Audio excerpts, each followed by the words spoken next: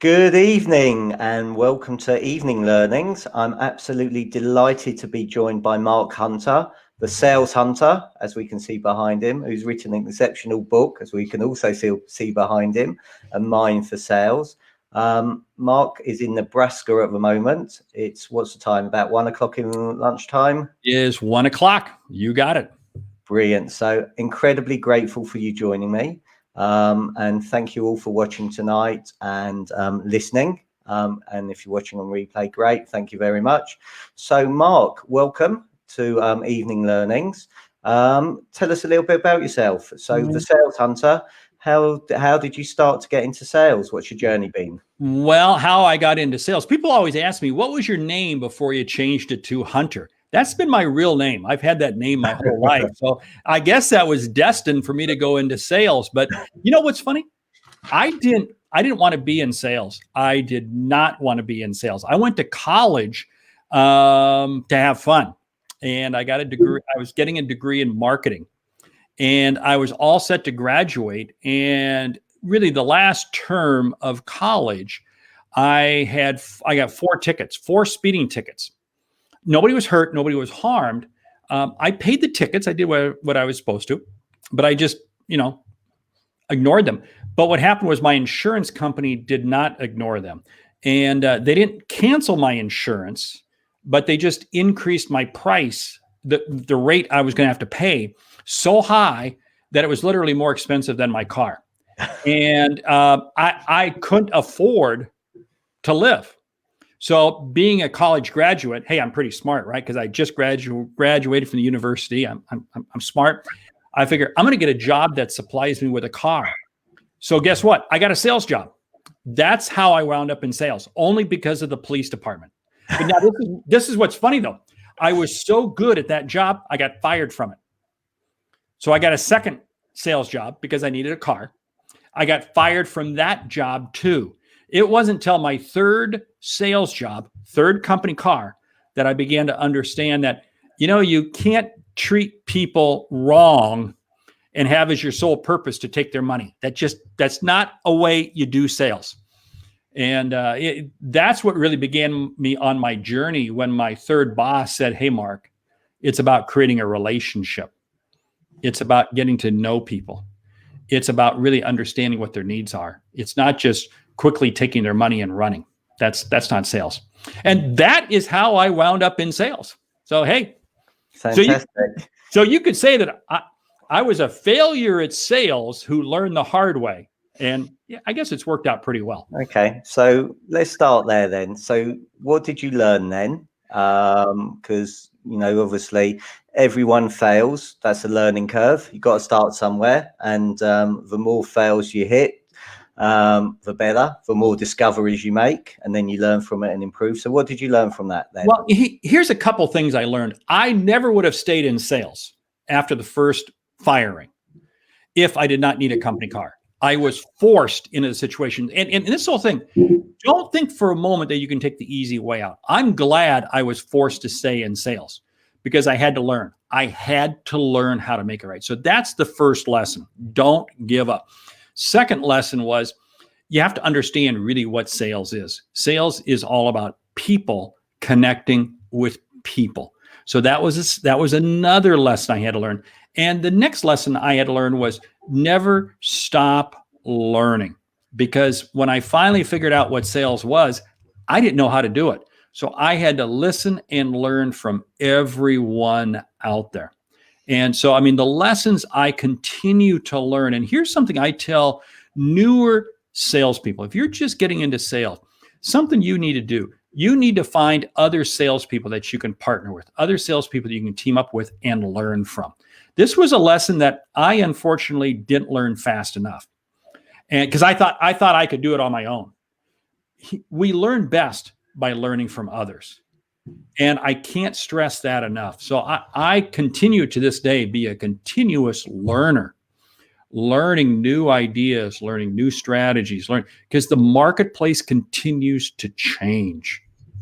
100%. So I totally agree. Every day for me is a learning day. I think I've learned so much via lockdown, via whatever we call it now, whether it's a new normal, we've all pivoted. I mean, we would never have had this conversation before, via StreamYard. So it's absolutely incredible. So you're spot on and agree. Success leaves clues, and that's a shortcut to success. Go out, have conversations, learn from people that have been there. They've made that mistakes, and have those discussions with them. There's something to be said there for that, because here's something I learned also. Excuse me. I was trying to benchmark myself against other people.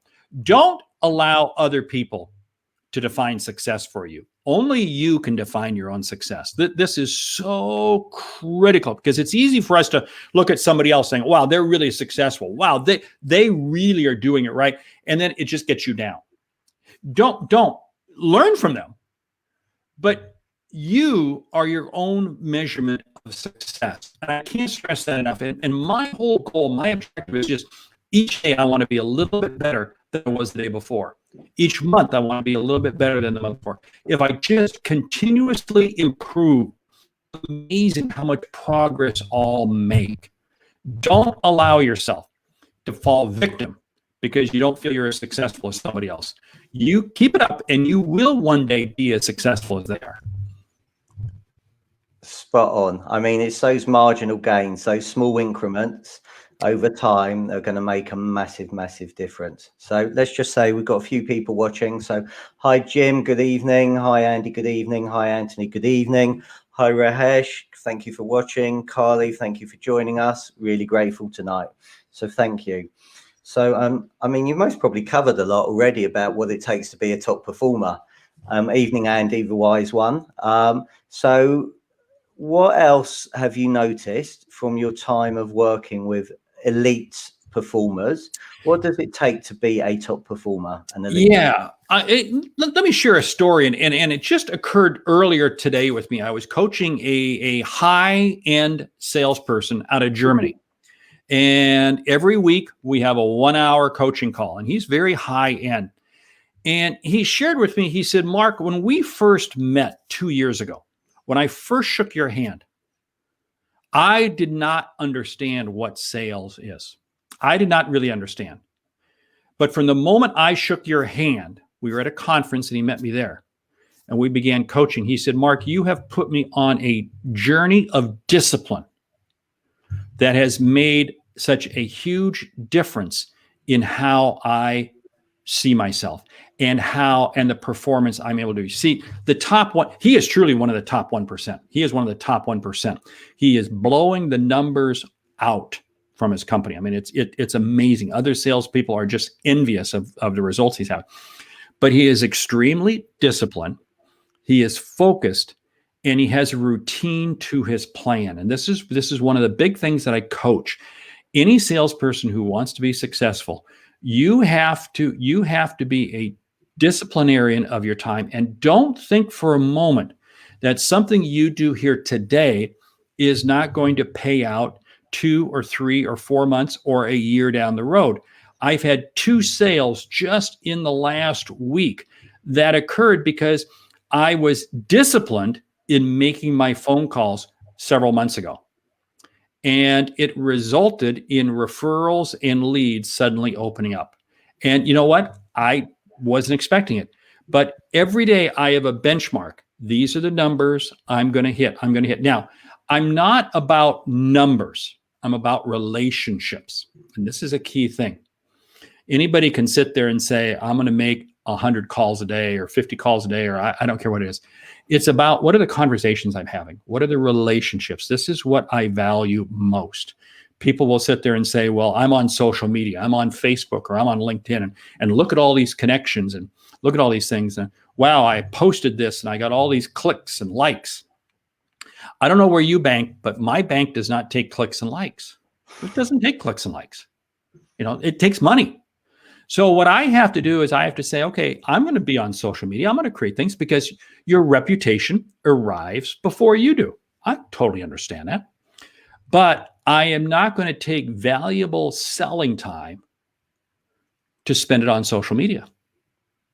I discipline my time 15 minutes a day. 15 minutes a day. That's all I spend on social media. That's it. period, no more. See, it's the discipline of the routine. The other thing that the top 1% do is they realize that the vast majority of activities don't have a short tail, they have a long tail. What do I mean by this? The vast majority of activities have a long tail. In other words, this relationship that you create today, maybe you're at a networking event, maybe you're connecting with somebody. It's not like it's going to pay out tomorrow, but it's a long tail. And it has to be nurtured and it has to be developed. And over a long period of time, it will pay out for you. And the top 1% is willing to stay in the game. The average salesperson, shiny object. They are chasing the shiny object. Oh, wow, here's this cool thing. I'm going to jump into this. I'm going to start doing this. And 2 months later, they say, I'm not getting the results. So then they go back to something else. And the top 1% just keeps doing it. Spot on. Good evening, Richard. Good evening, Susan. Thanks very much for joining us. I think you're spot on. And in the UK, and I don't know what it's like in the States with estate agents, 95% of agents have no stay in touch policy once they've sold a property to their to their customer. And it's scary, and they just think of it as one transaction. Now, if they keep in contact with that particular customer, the lifetime value of that customer could be, 70, 80, 90,000, because if they've given them an exceptional service, exceptional experience, they keep in contact, they don't send them into witness protection, they're going to recommend them, they're going to get other people. I mean, it's scary. It is scary. And this is what you have to remember. The only good sale is the one that leads to the next sale. You have to be fundamental believing. The only good sale is the one that leads to the next sale. And again, I can take 10 salespeople, line them up, and I can begin to ask them where their business comes from. And the one who has had that good follow-up routine, just staying in touch with. And what I find, in fact, it's interesting. I was coaching a lady this morning in Switzerland. And one of the things I'm saying is like, you've got to go back and be talking to some of these customers that you did business with 3-4 years ago. She says, yeah, but I haven't talked to them in 3 years or 4 years. I said, I don't care. You start now. You start today. And I told her, I said, we're going to set a goal. I want you to be reaching out and making 10 calls a day to customers that you haven't talked to in 3 years. Oh, yeah, but they're going to think I'm desperate. No, they're not going to think. They're going to be shocked to hear from you is what they are. You see, here's the whole thing. This is where I think so many people give up. Well, I haven't talked to them in so long. It's going to be no. Here's what you have to remember. If you have the ability to help someone, then it is your obligation to reach out to them. Now, maybe you can't help them, but you know what? They know somebody who you can help. And you have to always keep in mind this whole premise. Every day, every morning, there are 1,000 people who wake up needing you. They need you, but they will go to bed tonight no better off because you did not reach out to them. Think about that for a moment. 100%. So a question for you. Okay. What advice will Mark give for new businesses who need to dedicate more than 15 minutes a day producing content on social to gain social proof and following, please? Yes, the easiest way to gain social proof is don't think you have to do it yourself. This is where so many people, what they do is they struggle and I got to do this, I got to do this. One of the easiest ways that I did early on, and I still do this routinely, I will take a link to an article, to a news article in my industry, in your industry, and you share it on social media. And you add a couple comments. Wow, hey, great insight. Look at point 2. It really raises. And all you do is you add a couple comments to it. That's it. And what happens is people begin to view you as, wow, she's really looking at the news. He's really looking at the news. And it's amazing how you begin to be seen as an expert. Here's the whole thing. This is something that I challenge people, and I challenge people whether you're new or whether you've been in business for 50 years. Don't think that it's your job to lead the customer. It's your job to lead the industry. It's your job to lead the industry. So what I want you to do is I want you to be sharing industry comments, industry insights on social media. That's how you create social proof. But here's where I get really caught up. And I've seen some agents. I was talking to a gentleman yesterday in Australia, and he had a brother-in-law who is an agent, and he spends like 2 hours a day, and it's Farm Friday, and it's he has an expression for every day where he's posting pictures of homes and so forth. And isn't this great? All this sort of stuff. And he says, well, people are going to get to the point where then when they need to buy, they're going to call me. And I asked him, I said, how long has he been doing that? And he says, oh man, he must spend 6, 7, 8 hours a day. Is he successful? And he joked, he said, you know what? I wish my sister had never married him. Because what he's doing is he's avoiding what we need to do. We need to have conversations. We need to have conversations. You see, in this COVID world that we're in, people are craving authenticity, transparency, relationships, integrity. Authenticity, transparency, which leads to relationships, which in turn creates integrity. See, that's what people are craving.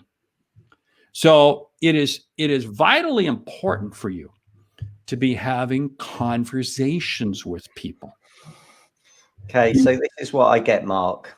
Okay, and good evening, Sharkov. Thanks for joining me. So I'm going to get rejected. Okay, they're going to put the phone down on me. They've had, X amount of calls today. Why do they want to hear from me? I haven't spoken to them, as your lady said in Switzerland. I haven't spoken to them for 3 years. They're just going to put the phone down on me. I just can't take it. I get so many no's. It's just ridiculous. And I've got fear of picking up a phone. I tell you what, I can email. I can go on WhatsApp. I can message them. It's so much easier, Mark. Come on. Oh, I know. And this is the whole thing. People take the path of least resistance. Well, let me just send out an email. Let me do WhatsApp. Let me do any of these things. Well, who says those are getting through? Who says they're paying attention? Here's what I like about the telephone. Now, first of all, I know the majority of phone calls aren't going to go anywhere. When somebody gets upset at you, think about this for a moment, okay? Because we've all had this. I've had this. I call somebody up on the telly, and they get upset at me. They get upset at me, and they slam the phone down. They hang up, and I feel bad. Here's the way I look at this. I don't know what happened in their life 2 minutes before I called. I don't know what happened in their life 2 hours before I called. Many times what happens when a stranger calls somebody, or somebody really, and they just come unglued, it's only because you happen to be the person calling. It's like if I was driving down the highway and I go into an intersection and I have the green light. I'm going through the intersection, green, and a car from the other way comes, runs the red light and hits me. Well, it's just the way it is. It's just an unfortunate situation. So when I have somebody yell at me, scream at me, I go, you know what? It's okay. I brush it off. And here's what you have to do. Here's what I tell people. And I tell this to anybody who is having a hard time getting to make phone calls. What you want to do is you want to take a piece of paper and make 2 columns. One column, you want to have all of your customers. Just write down the names of all your customers, okay? And right beside that in the other column, write down not what you sold them, but write down why they bought from you. Why did they buy from you? What was the outcome that they got? Wow, you helped them get that perfect location. You helped them do this. You write that down. Why did they buy from you? It's not the property. It's not the transactions. Why? the outcome. And you look at that and you go, you know, I really helped. I've helped a lot of people. I've made a huge difference in people. Think about this another way. Think about it if you were a teacher. If you were a teacher and you had some very difficult students, it would be very easy to be discouraged. It'd be very easy. These students don't pay me any respect. They don't give me any respect. But there's a few students in the class that do. But then 5 years later, you hear from these students that weren't giving you any respect, and they're appreciative because now they've learned their lesson and they're appreciative of how you helped them. You see, many times the impact we have on people doesn't show up right away. But I'm still going to make those calls. I'm still going to make those calls because my objective is to just be in a position to where I can help you. And I'm not going to worry about rejection. I'm not, because here's what I find. And I have watched this. I have watched people, well, I used to send out WhatsApp, and well, now I just do email. Now I just do mail. I just do the easiest thing possible. Well, you know, I hate to say this, but sales, it's not easy. But here's the whole thing. The success we have of being able to help those people. Remember this piece of paper, the 2 columns? You look at that list and you go, wow, I've really made a difference in those people's lives. I've really helped them. And then you give yourself a big hug and you go, I love myself. I love myself. Okay. So for me, I think you're spot on. It's all about maintaining that relationship. It's all about adding value. It's all about making a difference. And it's about having that growth mindset that, you know what, for me, I go into every phone call is creating an opportunity. Now, that opportunity may not be today, but it may be in a year's time. It may be in 15 years' time, wherever it is. But at least they're hearing from me. At least we're having a conversation. At least we're building that relationship. You know, I may find out a little bit more information, you know, about you. So I've now got in my diary that you live in Nebraska. So there you go. So that's one bit of information I didn't have before we started today. Right. You know, you're not traveling as many days as you were. You know, you're going to be down to 100, 150 from 250. Yeah. So these are all stuff that you put there, and then you build those conversations the next time you have it there. Now, think about what you just did. You listened to some things that I was saying. So now you can call me up 6 months from now and say, hey, how is it in Nebraska? Hey, how are you doing with your track? And I'm going to sit there and I'm going to say, wow, I'm impressed that Stephen remembered what I shared with him back in February.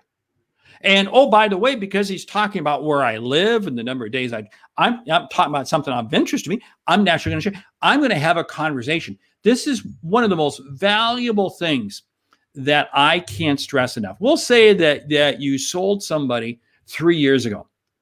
And you're saying, well, what do I call it? Well, look in your notes. What does your diary say? Oh, you didn't keep a diary. Well, please, people, from this day forward, when I am with a customer, I don't care who it is, I write down every piece of information possible. Because what I'm doing is I'm putting dots on a piece of paper. And when I get enough dots and I take a step back, I've got a picture. I've got an amazing picture. That's what I'm doing. And then it's amazing how I can begin to have reasons to reach back out, to have contact.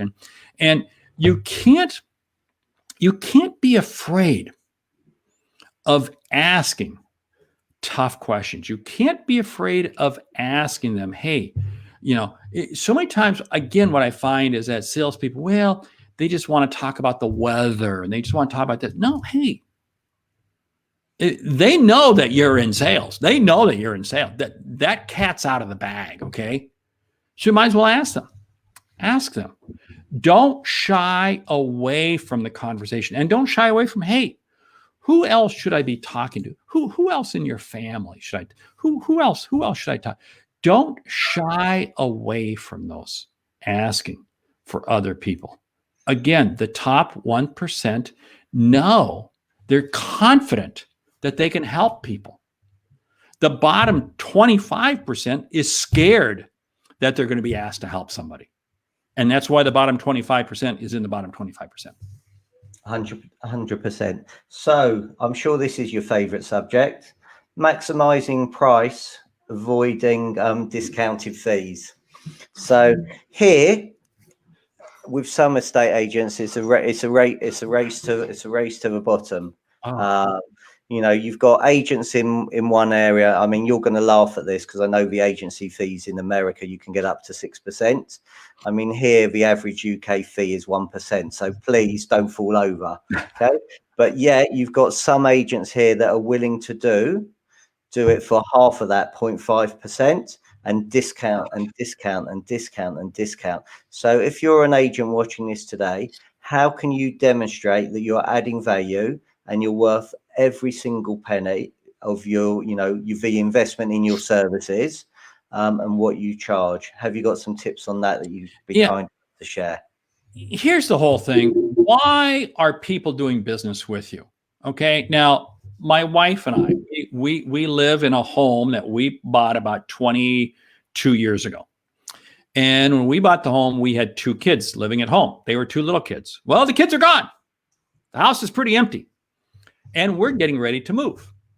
And we're going to move into a new home. And you know what? I'm going to want to work with somebody who is going to help me find that right home. And you know what? Here's the whole thing. 10 years from now, am I going to walk around and say, wow, I saved X number of euros? Right? No, that's your sales dog. Your super sales dog just closed another sale. I love it. That's good. That's good. That is excellent. There you go. They're all trained here. Somebody's at the door, so that's the 3 dogs. Kids. They're all at it. The line that I use, because I have a dog right here on the floor. Whenever my dog barks, I go, super sales dog has just closed another sale. Okay, so here's the whole thing. Am I going to 5 or 10 years after I buy my next home, am I going to sit there and say, wow, I'm glad I saved X amount? Or am I going to say, wow, this home is just perfect. This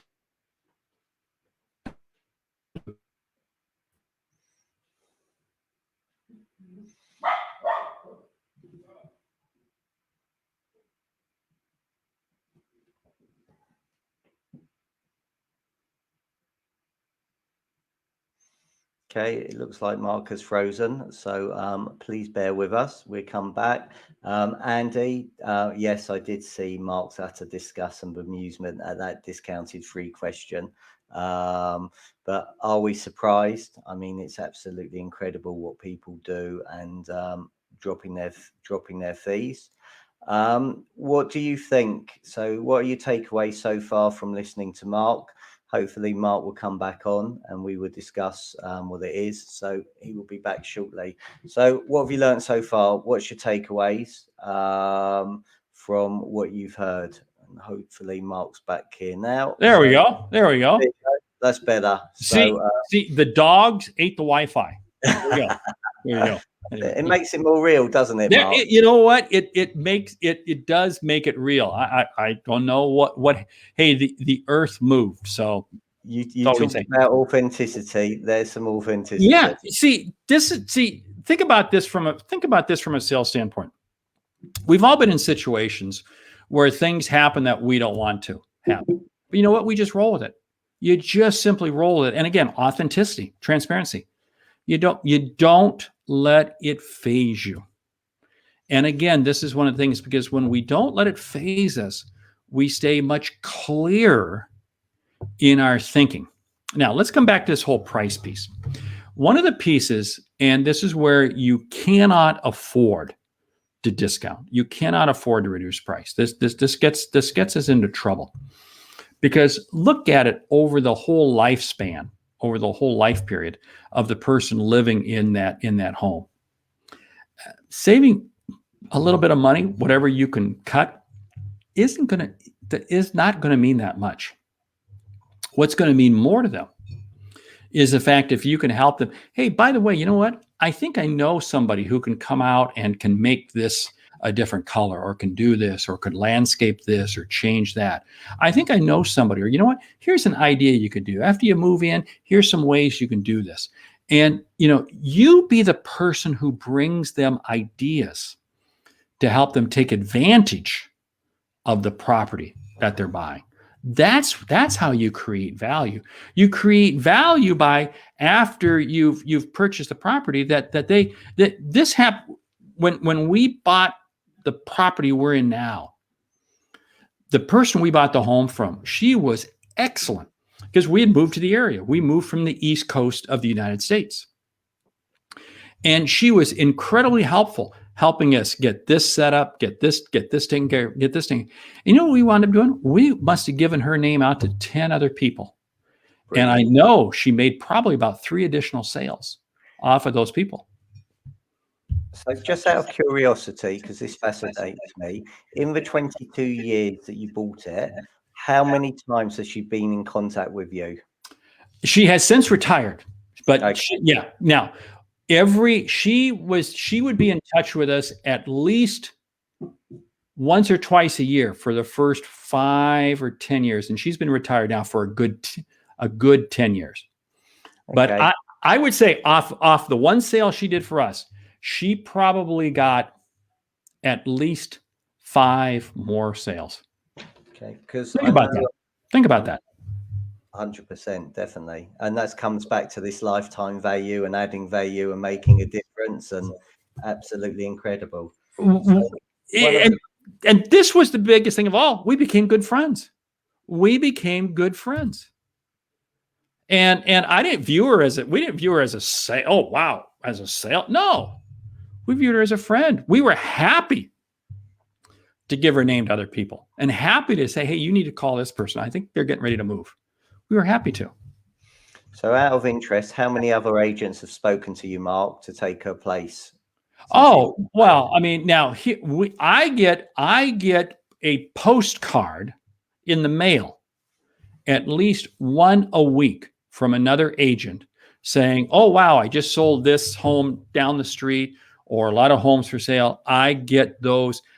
We get at least one a week. Do we get many phone calls? No. But I get a lot of mails. Now, it's interesting. I have a real estate person who lives right across the street from me, and he is incredibly gracious, incredibly nice. And when we do go to put our home up for sale here, probably in the next month or two, he doesn't know it, but he's going to do it for us. Okay. There's nobody I would use other than him, because think about it. He's going to sell the property across the street from his property. Don't you think he's going to have an interest? You bet he is. Yeah, definitely. Just out of interest, question here. What would have prompted you to respond to any of these leaflets that have been put through your door? Well, there are none of what would have made me is if I was very close to the decision-making process. If I did not already have in my mind that I'm going to use the gentleman who lives across the street from me, I would probably be looking at them, and I would say, hey, is there somebody who has sent me a postcard every 3 weeks for the last 3-4 months? Is it, wow, this person is working hard. This person's really, really demonstrating the sales process. Now, if somebody were to pick up the phone and call me, or, do something, then I'd be way up further. Okay. So this is one of the questions. How can an agent be really different then, in your opinion? Well, I think the way you have to be different is they have to see, here's the challenge. Oh, we've frozen again. Okay, Andy, we may well get an answer very soon. Apologies about this. For once, it's not me that's having technical issues. That's a first. We're back.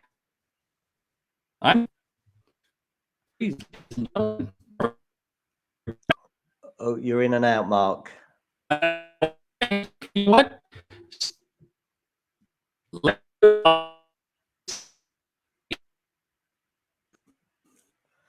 Okay, so sorry about this. That's Hopefully Mark is okay. back. Oh, here we go. Mark, you There we there? I am. I am. What can you help looking out?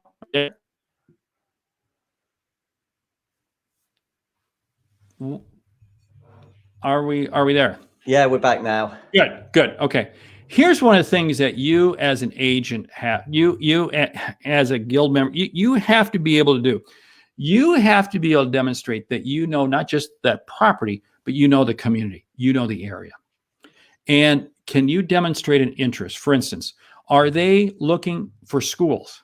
What is the information you can share with them regarding schools? What is the information that you can share with them regarding traffic? What is the information that you can share with them regarding shopping? What is the information? Help them feel a part of the community. We are not in the building business. We're in the life business. And again, as I've had the ability to work with people across the United States and some other countries around the world, I have found demonstrate you're helping them be part of the community. That's what people want. And when you can demonstrate that, then they're going to see you as somebody different. Brilliant. Thank you. So one of the things that I know you're massive on is how to get more referrals selling in a difficult time. So, yeah, I'm very grateful of your time. I know it's, lunchtime there and it's late in the UK. So I've got this and one other question. Sure. And then grateful for your time. Yeah. Let's talk about referrals. Here's the whole thing. You can ask for a referral at any point when you've delivered value. That's minimally. But there's also 3 other ways. Here's something I'm going to suggest you do. I want you to mark your diary and I want you to contact people.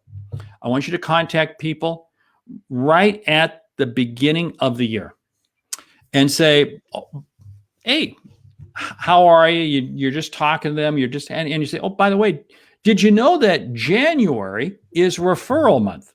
And they're going to say, what? Yeah, well, actually, surprisingly enough, January is actually referral month. And it's when a lot of people begin thinking about it. And so I just wanted to call and see if you knew of it. Now, you know what's funny? It actually comes across quite funny. And it's amazing as I've had people do this and they say, they wind up getting a tremendous number of referrals. Okay, so that's one that's, okay, it's a little bit weird. Some of you are saying, that's a little bit weird. Here's the one that you have to do. You have to call people up on the anniversary of when you sold them the property. And you just want to say, hey, how's it going? How are you enjoying it? Has it been? And you're talking to them about their home. Talk to them about their home. And you're kind of doing a quality control check on their home. And chances are they'll talk to you. And then you say, great, hey, who else might you know that I might want to talk to? And they may give you names, they may not give you names. And then depending on your relationship with them, hey, would you mind introducing them? Would you mind letting them know that I'm going to call them? Would you mind letting them know? Now, some people will do that, some people don't do that, but you always ask them, may I use your name when I contact them? May I use your name? And the majority of people, sure, why not? Why not? Now, here's the other time. So that's always at the 1 year point. At the end of the year, around November, December, you want to call all your customers, everyone you've ever had, regardless of when you've done business with them. And you want to say, I'm just calling everybody up, all my customers, to say thank you. It has been a wonderful year, and I'm just curious how your year's been. And you're just this is genuine from the heart, and you're saying, hey, thank you. We've had a great year. We've had a wonderful year. We're looking forward to next year. And it's amazing how you're going to get into a conversation, and then you can very easily say, hey, who else might I want to talk to? Who else? So those are just some easy, quick strategies, easy, quick techniques. Brilliant. to reach out and call. Yeah. Fantastic. So you talked earlier about every day's a learning day for you.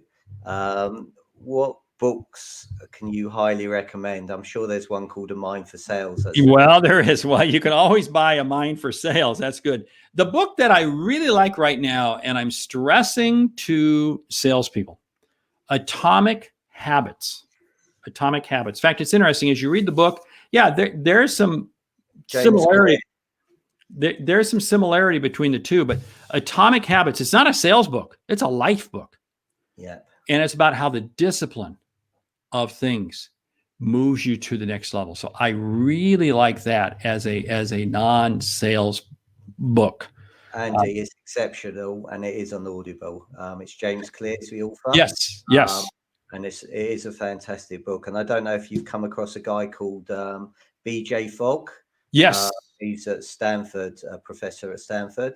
He's also written a book, Tiny Habits, and that's made a massive difference to me. Yes. So Jim Quick and Limitless has been pretty good. And your good friend, Jeb Blunt, Fanatical Prospecting. I think I've sold more books for him than anybody else.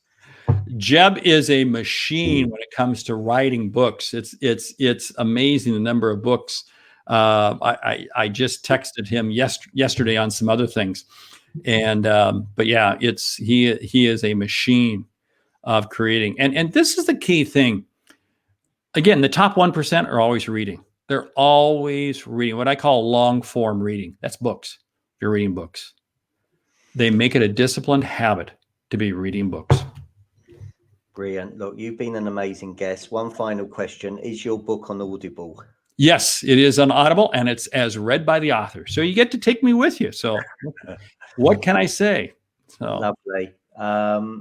Thank you so much for your time. Incredibly grateful for your 40 odd minutes this evening. Thank you so much. I just want to thank everybody for listening and watching, whether it's now or on review. Thank you. I just want to say again, a massive thank you to everybody that's donated to the laptops for homeschooling. Now raised just under 41,000. 121 laptops have either been delivered or in dispatch at the moment, plus 12 dongles. Please keep on sharing the message. Keep on tagging in your suppliers in it as well. You know, it is making a massive difference. I heard a really sad story today that one school, 244 kids are disadvantaged and don't have access to laptops. The government only sent 107. That's 134. Kids that aren't getting an education. That's just in one school. So please keep going on that. I have got one final question, Mark. Sorry. So can you ask about 15 minutes social for new business breaking through? So I know Andy asked it before, and I know you asked it, but I think what Andy's saying is he needs the social to get out there. So this is doing videos, this is giving great content, this is adding value, and then perhaps scrolling and answering all of those. He's a new business. He's just started. He's only been going since November. He's already built great traction in his market because of it. Any advice on that? Keep on doing what he's doing. Keep doing what you're doing. One of the ways that you can build traffic is get a couple people together who are experts in something, and then invite other people, and you're going to have a Zoom conversation. I have a number of people who Mark, would you join me? And we're just going to, it's kind of like what you're doing. You just have a Zoom conversation with people. Maybe it's about how to do this in a home, how to take care of this, how to do this. And you just create little expert advice, and you just invite 5 or 6 people onto a Zoom call, and you have a conversation that way. Again, these are outside different thinking. We wouldn't do this if we didn't have COVID, but you know what? For those of us who take the advantage and trying different things, opportunities are unlimited. This is a great opportunity to be thinking outside the box. Brilliant. What a brilliant way to end. So, Mark, thank you so much for your time. Everybody, thank you once again for watching or listening. Thursday at 12:30, I'm going to be joined by Andrew Neal of Neal & Co. Andrew & Co. Andy was an agent in the UK, then went to the States, then came back. So we're going to discuss what he learned over in the States and what he's learned here. So thank you all. Have a lovely evening. Mark, have a fantastic afternoon. And good night, everybody.